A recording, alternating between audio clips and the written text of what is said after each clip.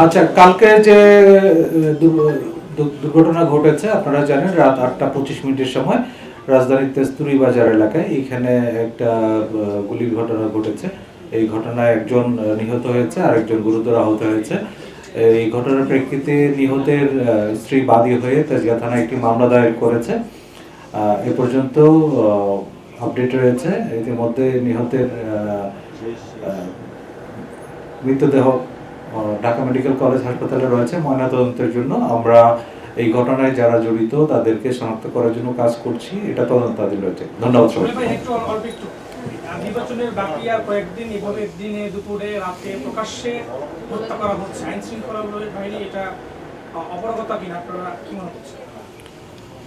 এটা একটা বিচ্ছিন্ন ঘটনা হিসেবে আমরা দেখছি। তারপরেও এই ঘটনার পিছনে অন্য কোনো কারণ জড়িত আছে কিনা বা কারা জড়িত তাদেরকে আইনের আওতায় নিয়ে আসার জন্য আমরা কাজ করছি। ধন্যবাদ।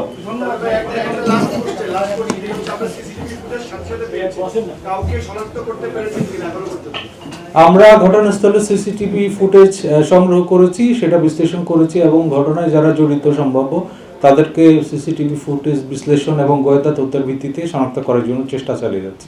ধন্যবাদ। আসসালামু আলাইকুম।